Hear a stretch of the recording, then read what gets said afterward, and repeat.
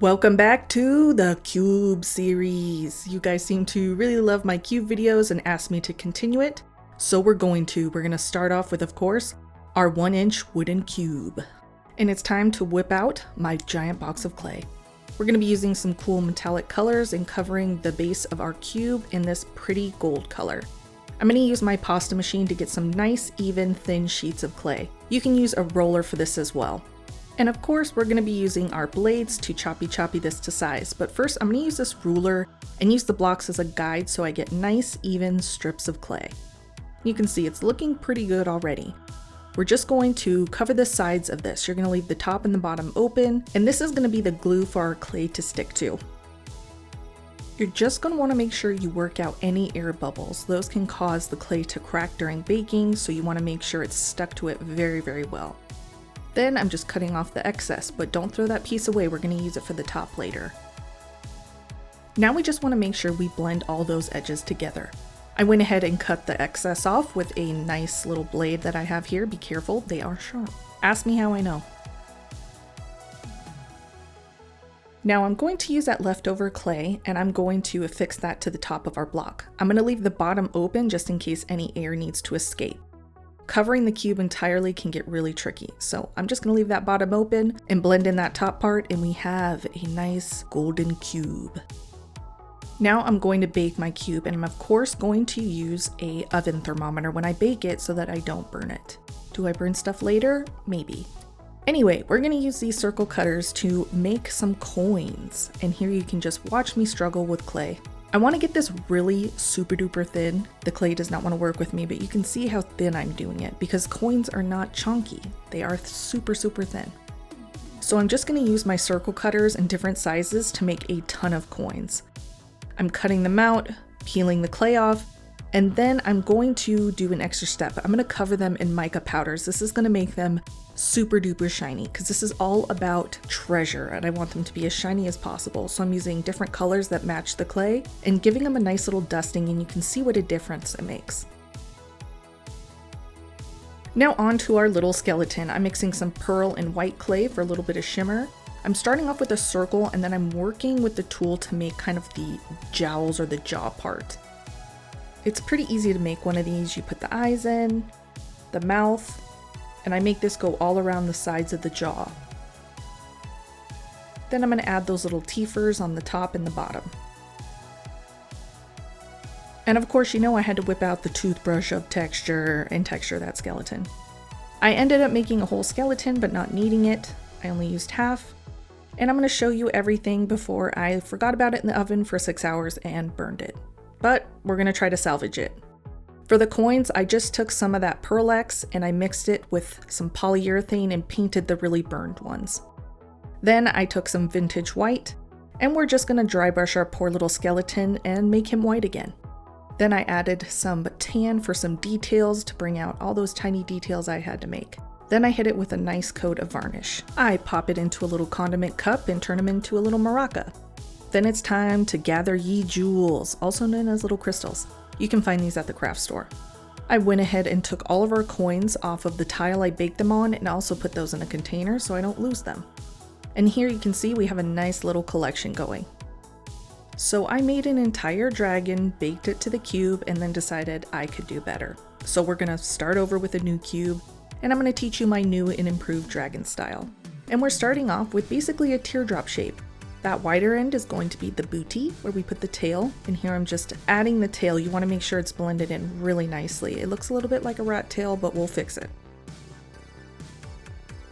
And here we're starting off with a sphere of clay. That way, when I'm making the thighs, they come out the same size. And the shapes are very simple. It's all about getting them even and then blending them into the body. And here's our little tiny foot. Just adding in some toes, and then we're going to blend it right into the thigh. Now we can move on to the head. I'm starting off with a triangle shape but rounded, and then I'm working out the snoot. All dragons need a cute little snoot.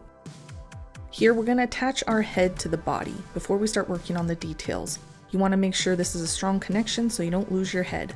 And here we're giving it that little reptile look, and I'm using my cutters again to help me make the mouth and the sleepy eyes. This is going to be a sleepy dragon, just enjoying resting on top of all of his golden goodies.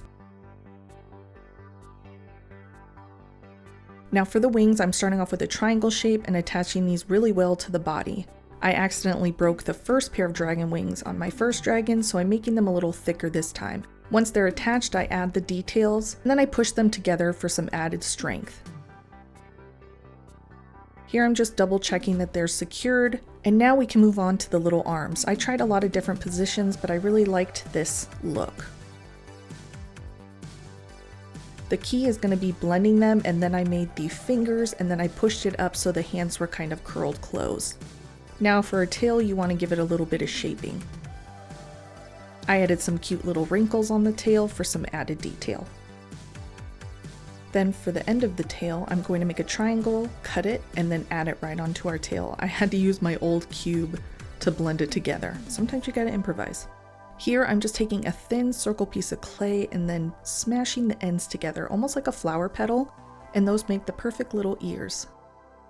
Then we're just going to attach it to our cube. This is the time you need to position it, make sure everything is stuck on there really, really well.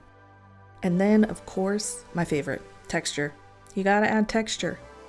Dragons are not smooth, and I'm not putting tiny scales on this whole thing. Now I'm just going to use some dotting tools to make holes to stick my horns in. This is gonna make sure they don't fall out and they attach really well. And I put some clay softener inside of these dents, and then put my clay inside. Now instead of doing spikes, I did more of these flat circles. I just felt like they looked better, and I could get them really small and tiny. And of course, I can't just leave the gold alone. I need to add some extra shine and sparkle. They don't call me fairies and fancies because I keep it simple. And then of course, I just kind of lost it and started dusting gold all over the dragon, and he looks so pretty. And of course I couldn't stop at that, and I had to add some glitter. So now he's got this shiny look of scales to him, and he looks so adorable. I wanted to make a little tiny treasure box because of course I wanted to fill it with little teeny tiny treasure. Was it worth all the hassle? In the end, yes. I really had to get creative to make something that's tiny. I even made a little tiny lock to go on the top as well. Any excuse to make miniature little swords is a good one, so let's make some. I'm taking a very thin piece of silver clay and really using my blade here to get those sharp edges. Luckily, swords are pretty simple and easy to make. You want to use a lot of bacon bond to attach these pieces because if you don't, they can break apart really easily. Here I'm going to make a very fancy little handle. And then I'm just going to attach it to the blade. Then we can make the hilt of the sword and attach that as well. And then there you go, we got one tiny little sword. I think I made 3 other swords as well. Now on to making tiny pearl necklaces.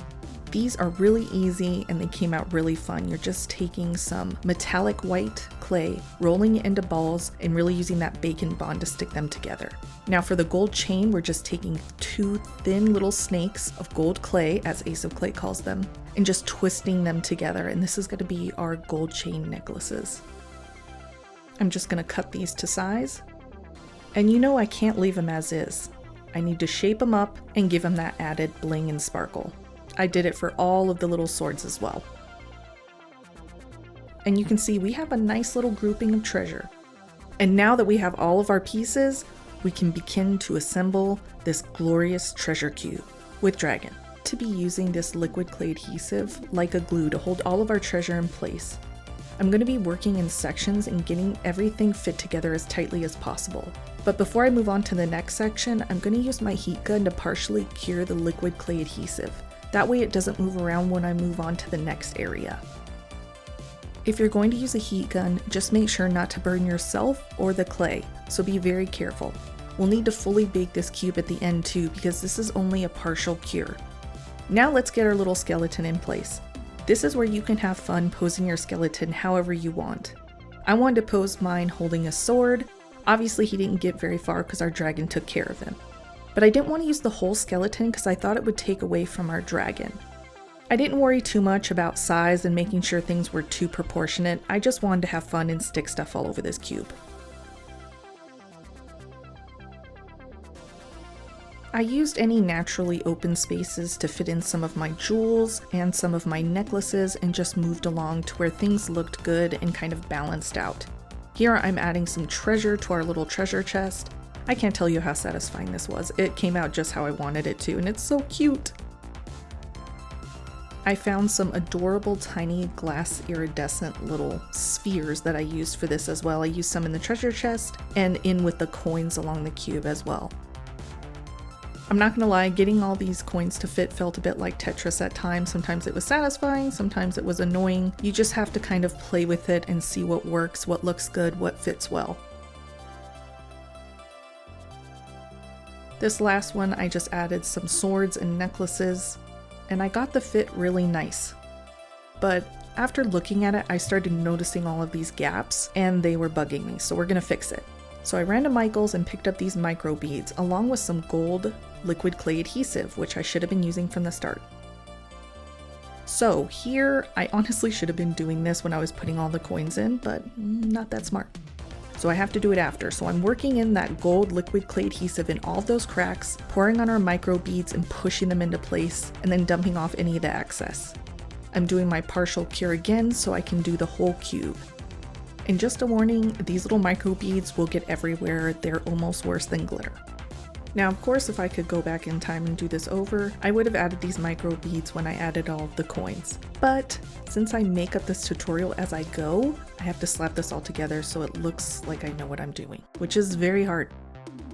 After I micro pearled my little heart out, we can now do the final bake on this cube without burning it.